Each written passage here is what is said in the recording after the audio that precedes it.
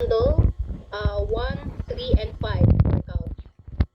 So all urinary catheter are indicated. If it's not clinically indicated, it should be removed immediately. And then all patients, the patient should be aware and be educated about the possible complications, and then routine daily meatal procedure. Remove your gloves and apron, and then perform again hand hygiene. Okay. So, what is the minimum urine output of a 70 kg patient? For 70, Minimum minimum is 35. and maximum? Maximum is 105. All right. So, for minimum, it's 105 to 1.5 for those who are 5 and 1. okay. So, what is anuria? Anuria is no to minimal urine output of less than 100 mils for 24 hours. How about oliguria?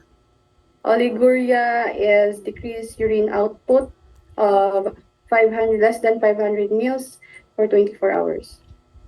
Okay. So, you're going to teach a patient how to collect urine sample. Is it female? Female, for a female patient. Sorry. Okay. So the CTC for me to approach, going to provide privacy, and then I'm going to perform hand hygiene.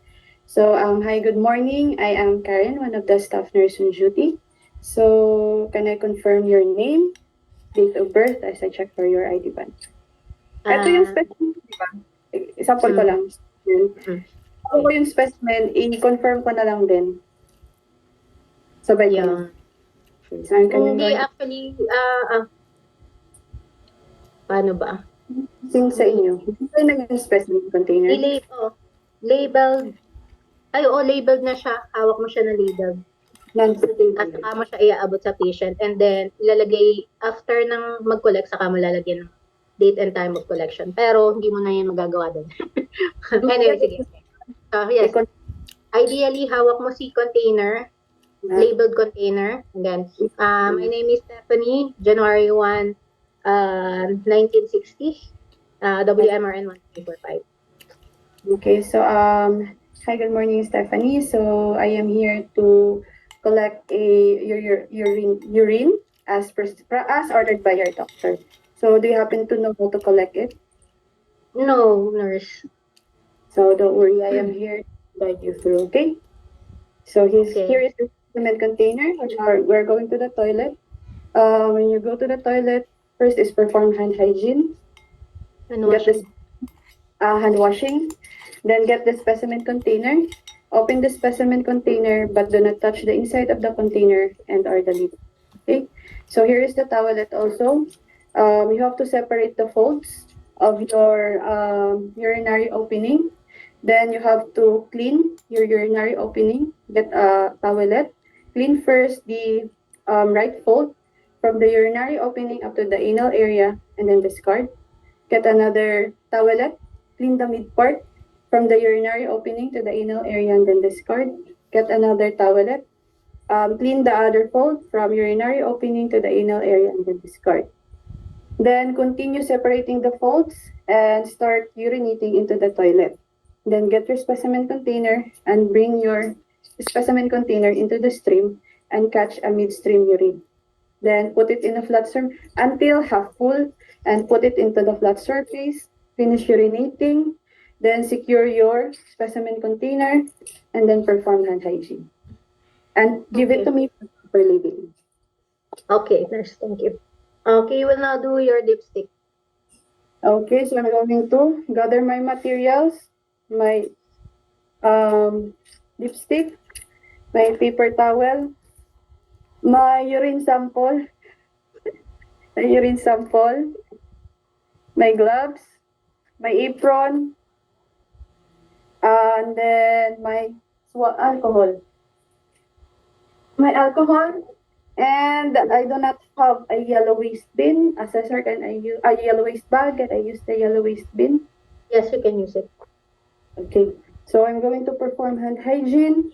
I'm going to wear my gown, and then my gloves. Doon mo dali. Take note po, for the whole station, you'll be wearing your mask. Okay.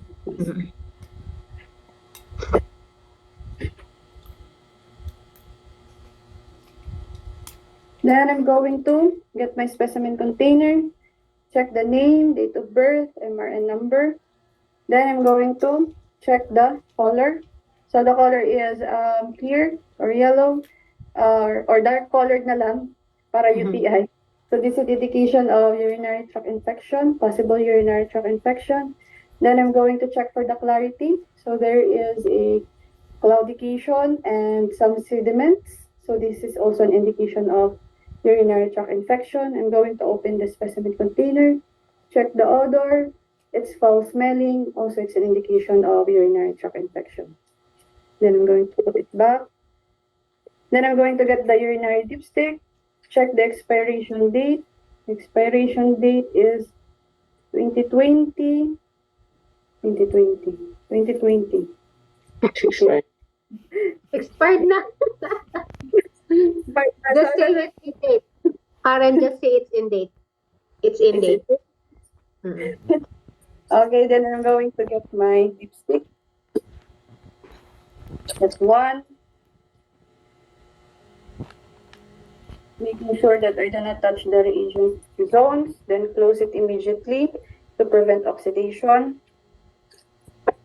Then here is my sample. I'm going to dip it into the urine sample, making sure that it is fully immersed or submerged for 2 seconds. Then I'm going to remove it, tap, then put it into the paper towel in a horizontal position to avoid cross-contamination. Then wait for 2 minutes, 120 seconds. Assuming that 120 seconds had passed, I am now going to get my urine dipstick.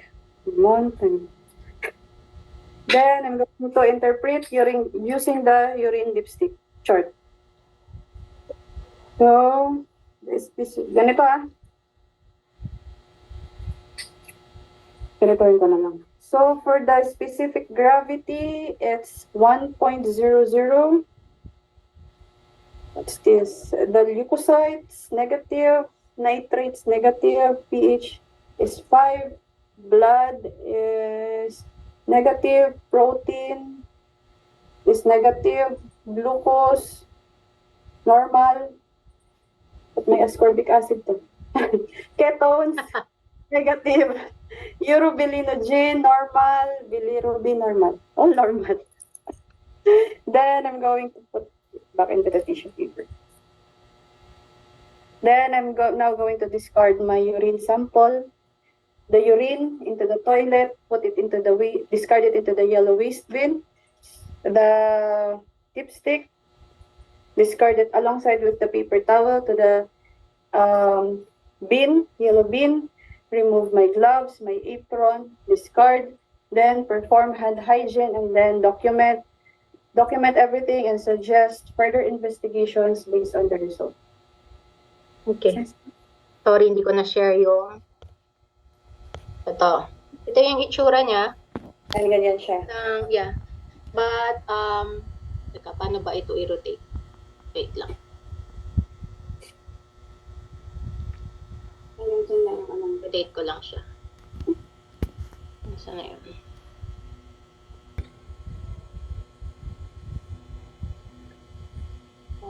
Hindi ko maano. Hindi mapakita yung sa baba.